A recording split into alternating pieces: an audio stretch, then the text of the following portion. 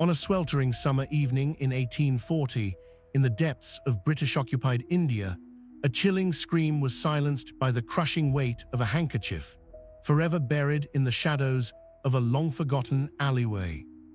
The streets of Lucknow, the capital of the Kingdom of Oudh, were always filled with life and color, but beneath the vibrant facade, a sinister presence lurked, waiting to strike.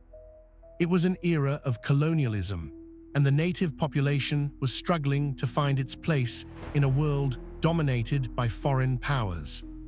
Against this backdrop of turmoil, a figure emerged, shrouded in mystery and terror, his name whispered in hushed tones by the locals.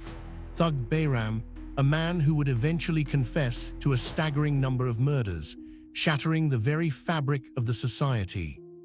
The word thug itself was derived from the Hindi word Thug, meaning deceiver, and Behram's exploits would eventually lead to the term being adopted into the English language, synonymous with a certain type of brutal and ruthless killer.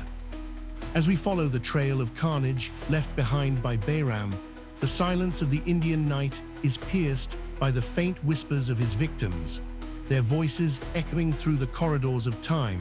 forever trapped in a desperate cry for help. The British authorities, determined to bring order to the chaotic streets, were initially baffled by the sheer number of disappearances, as if people had vanished into thin air, leaving behind only the faintest hint of their existence. It wasn't until 1840, when a young British officer, Captain William Henry Sleeman, was appointed to investigate the strange occurrences, that the horrifying truth began to unravel, thread by thread, exposing a complex web of deceit and murder. Sleeman, a man of unyielding determination, was tasked with the daunting mission of tracking down the elusive Thug Behram, who had by then already claimed the lives of over 900 people, according to his own chilling confession, a number that would shatter the nerves of even the most seasoned investigators. As the net began to close in around him, Behram's actions became increasingly desperate, his carefully constructed facade of normalcy beginning to crumble, revealing the monstrous truth that lay beneath, a truth that would eventually lead him to the gallows. But it was what happened on that fateful summer evening in 1840 that would forever be etched in the annals of Indian history, a moment of unmitigated horror that would leave even the most hardened onlookers shaken to their core,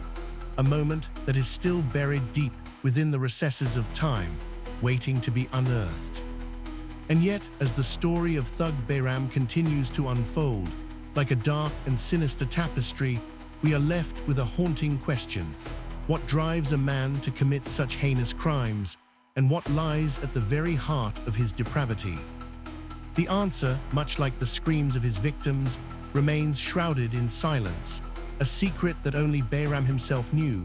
a secret that he took to his grave, leaving behind only the faintest whisper of his presence, a haunting reminder of the horrors that he unleashed upon the world.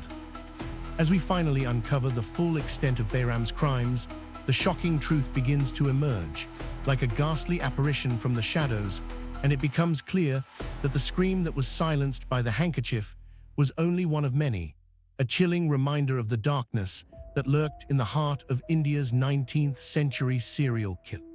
And when the darkness finally receded, and the true extent of Behram's atrocities was exposed, the people of India were left to pick up the shattered remnants of their lives, forever changed by the horrors that they had witnessed, their trust in humanity shattered by the cruel hand of a monster.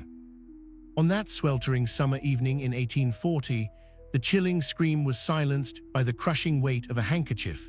forever buried in the shadows of a long-forgotten alleyway, a haunting reminder of the horrors that Thug Behram unleashed upon the world, and the darkness that still lurks, forever waiting to silence its next victim.